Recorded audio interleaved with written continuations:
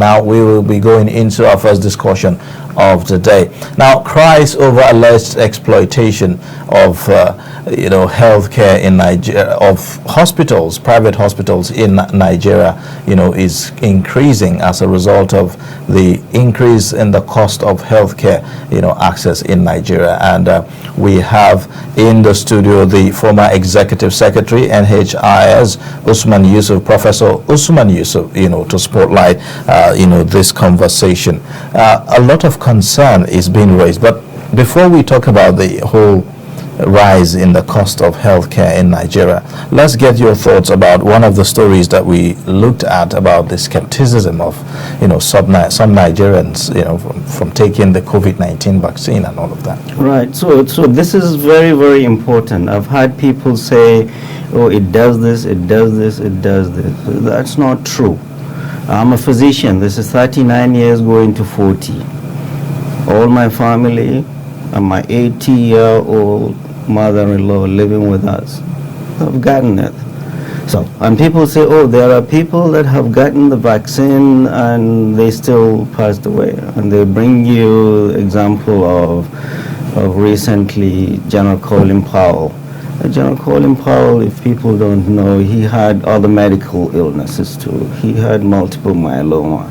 So, other medical conditions can alter the immune response. But it is those that have underlying medical conditions that need this thing more than everybody. So, I encourage every Nigerian to please get vaccinated. The reason is this virus is still killing. I've lost 10 of my friends, many of them professors of medicine, before this vaccine came. People are still dying. And this virus is still with us, will continue to be with us for a very, very long time. My advice to all Nigerians, please get vaccinated, especially those that have underlying medical conditions, those that have advancing age. And the young ones that think they are not going to get it, well, they get it and go and give it to the old people and die. So, my advice, everybody, please get vaccinated. Forget this conspiracy. Let's move on. Okay. Now, could you walk us through of what, the National Health Insurance Scheme is all about? Right. So, you guys dragged me into this NHIS thing. I mean, I honestly didn't want to. I've moved on. It's been how many years? 2-3 years now. But the honest truth is that this is our country, this is our people, this is our health system. We cannot just sit around and see things continue to go wrong. NHIS is essentially created when 2005 by Obasanjo, right? The whole purpose of NHIS is that all 200 million Nigerians get coverage, so that when you go to hospital, you don't have to be dipping into your pocket to pay. So reduce out-of-pocket payment for Nigerians. Here we are. How many years later? What percentage of Nigerians are covered? And how satisfied are Nigerians? And this is why we're here. And that was my fight in the NHIS. Now we are reading, from a report by the Daily Trust newspaper, how that patients that are not enrolled under the NHIS are now being discriminated against. The report is suggesting that there's this preferential treatment, unfair treatment against those who are not enrolled under the NHIS, in favor of those who have been enrolled under the NHIS. So people who are not enrolled are now having to spend much more. It's becoming more like an exploitation. It's becoming more like an abuse of the whole program. And this is it. So when I was there is the reverse. And the reverse is still true. That those that are on the NHIS, they are treated as second-class citizens in the hospitals. Right.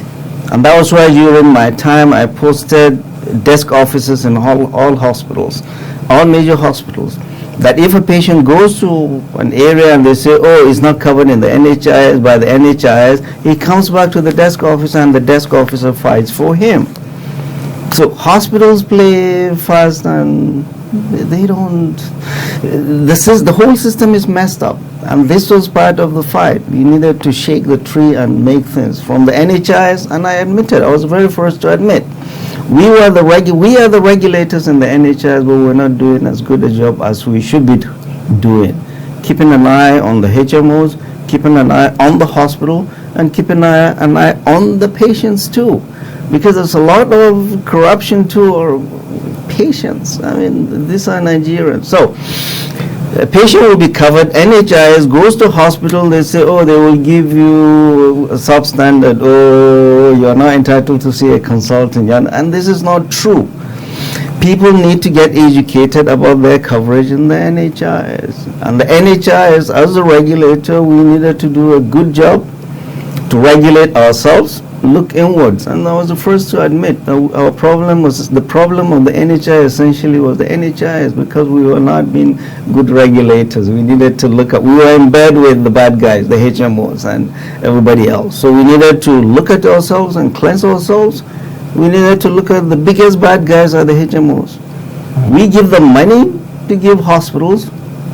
And before I came, what they used to do was to give them 3 months money 3 months ahead on behalf of the patient or his family to give to hospital when that patient comes. 3 months ahead. I don't know if you get paid 3 months ahead. Like they give you 3 months salary before that time. NH, they will give them, HMOs give them 3 months ahead. When patients go to hospital, they don't pay. And patients call me when I first came, and hospitals call me. Many hospitals went under because HMOs were not paying. They were holding on to the money. And over 90% of them are out there in Lagos. They cash in their checks, they don't know what's happening in Maiduguri, Kontagora, Katsina, or Daura, or Kano. And I said that was not acceptable. I needed to shake the tree. And they said, oh, don't go to the NHI, don't rock the boat. Please, let things lie. I said, no, I'm going to sink that boat. Because, look, NHIS money is blood money.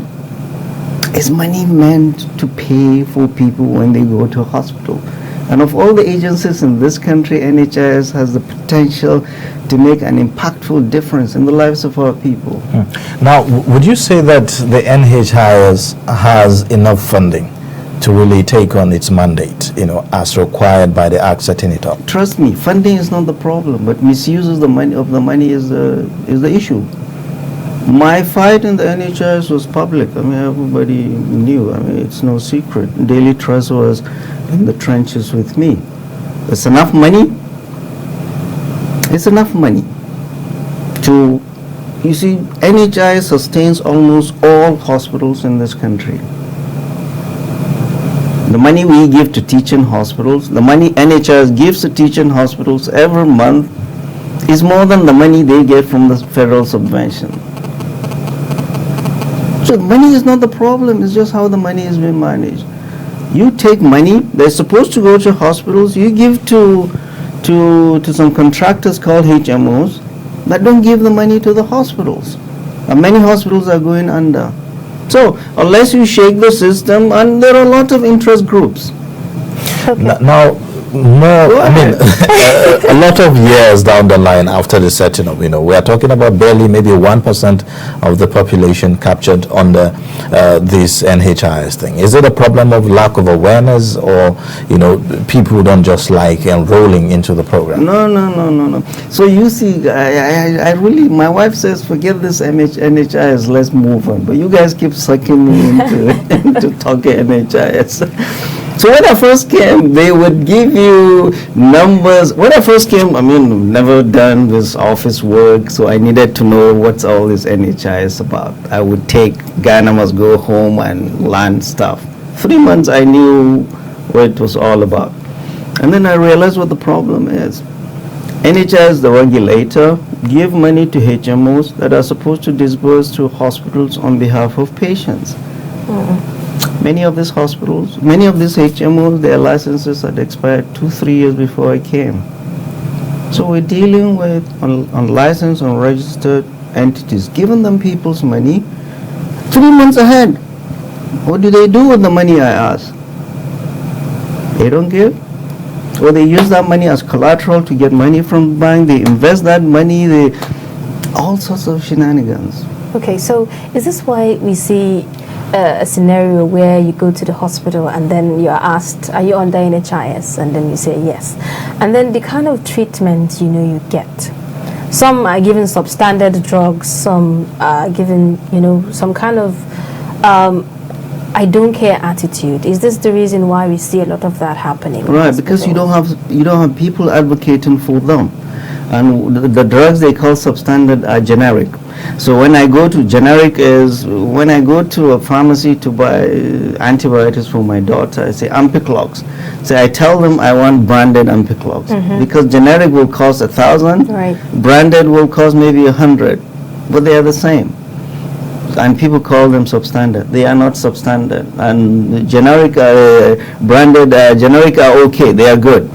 But the main issue is that NHIS, over the years, there was nobody to advocate, to fight for the common man called enrollee. And that was my fight.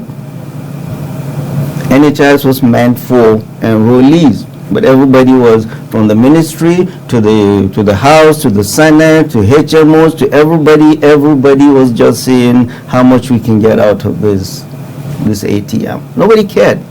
So that was the fight. And unless, of course, we look at ourselves in the face and say we're not doing the right thing, nothing will change. It's all going to be, we're going to do this, universal health care coverage in 20, nothing will change if we don't. Corruption, fix it. This government does not have the stomach to do the right thing, period. And I saw that during my fight. I was alone in the trenches. So corruption is endemic in healthcare financing in Nigeria. We'll just be going tinkering with the edges. Nothing will change. So let's face the truth. We are not fighting for the common man. The common man is the enrollee. And that was my fight. So how much information do Nigerians have, really, about NHIS? Right. And what does it take to be enrolled, under the NHIS? Yeah, so call the new guys in the NHIS. Let me tell you this. Ayuba, when I came and I went and talking about the NHIS, and people say, shh. They don't want people to know there's a lot of money in the NHIS. They don't want people to know what the NHIS is doing right or wrong. They don't want the world to know what the HMOs are doing wrong or the hospitals are doing wrong. It's our duty and responsibility as the NHIS to educate Nigerians of their rights. And it is also the responsibility of HMOs to educate the enrollees of their rights. And it is also the responsibility of hospitals to educate patients. But nobody cares about the enrollee all through. And the enrollee is not assertive. It's their money. It's their money. And the organized labor, NLC, TUC, who claim it is their workers' money, who are supposed to be advocating for enrollees, who have a seat in the NHIS board, are not doing as well as they should be doing. So the failure is all over. The NHIS, the government, who bears the most responsibility, the NHIS, the hospital, the HMOs, organized labor, they are leaving the enrollee in the shuffle. So who is supposed to, perform the oversight function to see that this happens? The NHIS is supposed to be the regulator over the years, regulating everybody. Because the money, bulk of the money, we're talking hundreds of billions, coming into the NHIS, and we're just dishing it out, no questions asked. When we started asking questions, then it's a problem. Stepping on feet, shaking trees. Yeah, so we will continue to shake these trees, and inshallah it's going to be okay. But it's not where we need to be. How many people are enrolled? How many people are satisfied with the NHIS? Right. Which hospitals will they go to? All these questions we were asking and continue to ask, and throughout my 3 years, there's been the fight. It's not the end of the fight. We'll continue to fight this fight until things are right. But government does not care about healthcare. But there's a lot of money in the NHIS to do the right thing. Healthcare in Nigeria is almost collapsing. Incessant strikes. Doctors and nurses that we spent money to train all these years, they are leaving. These are professionals that have choices in life. Canada will suck them in. United States will suck them in. And we're here. COVID-19 should have taught Nigerians a lesson. The lesson is, even Dangote, you couldn't go anywhere with all your money. You need to fix your health care. And in Nigeria, in Abuja today, if you get massive heart attack, if you get massive stroke, or if you get head injury, there's nowhere that will save you. Nowhere. The reason is you need a short critical window. The honest truth, everybody knows that. Those that don't know it need to know that there is not a hospital in this country, Nigeria, public or private, that functions optimally. None. I know, because I practice here, practice in the UK, I practice in the United States. Forget all the beautiful ambience. The honest truth is we need to look into ourselves. There is not a single hospital, public or private, that functions optimally in this country. None. And we're all at risk. All at risk. Do you think you've stolen $1 billion? You get a massive heart attack, you have nowhere to go to be treated within the short window. Or a stroke. Or a head injury. Or you'll be flown out tomorrow like a corpse. We need to fix our healthcare system. Government needs to do the right thing. Government is not serious. The president has left to the UK now for his healthcare. Governors go out of the country for their wives to deliver. We don't care. There's a little man that's left in the shuffle. So this was my fight. Will continue to be my fight over the injustice in healthcare system. So looking at the challenges in the healthcare system, would you now say that it's justifiable the high cost that we are seeing, that ordinary Nigerians have to now pay, for their healthcare? Right. So the whole idea of insurance is to reduce what you pay. If only I am insured and Trust TV have a hospital, and I go, only I am sure, you have to pay more. Even in the UK where I practice, the whole idea, everybody was taxed. The whole idea was that the rich pays for the poor, the strong takes care of the weak, and we all are taxed to pay for those that cannot afford. That is what universal health care is all about. The government must increase the number of people that have insurance, so that you and I that are healthy, when we pay, we'll be able to take care of our old ones or the ones we left home out of our insurance. And government should pay for those who cannot pay for themselves. So the bigger the pool of the insured, the more we are able, especially healthy insured, the more we are able to take care of the weak and the sick. But if you have only few that are insured, and you have a lot of sick people, we are not going to be able to reach that goal. So government needs to get serious and say, let's forget all this deception or universal healthcare coverage. This is our reality, and they know it. Everybody knows it, from top to bottom, that we're just tinkering on the edges, doing the same thing. There is enough money in this country to give our people quality healthcare.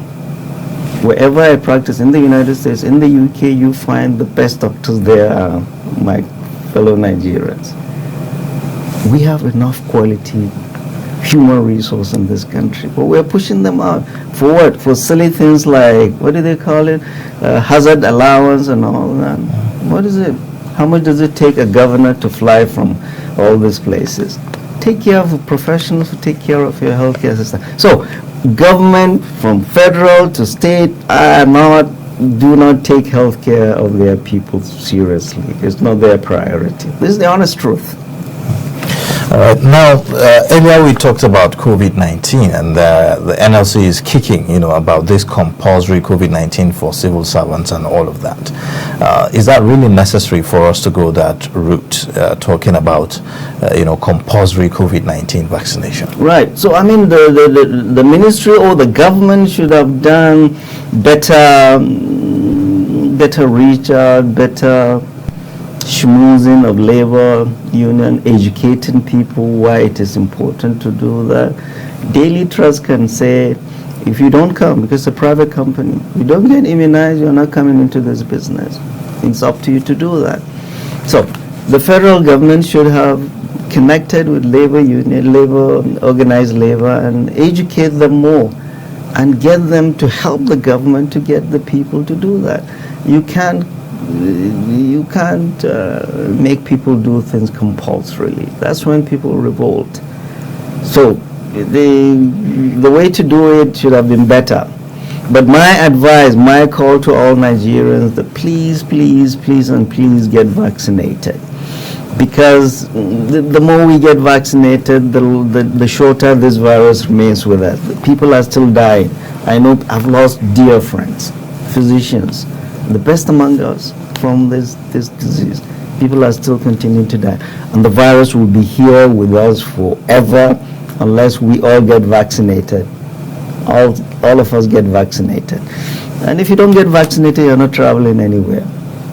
So it's very, very important. Government needs to dialogue better with labor union to get workers to do the right thing. This is my advice. Well, it shouldn't be a thing of a mandatory thing, isn't it? Okay. Because practitioners like you have said, well, it's unethical to force medication on on no, people. it's unethical to force even your little kid. You can't force him or her to do stuff, but you know the importance of them. You have people that work for you and at home.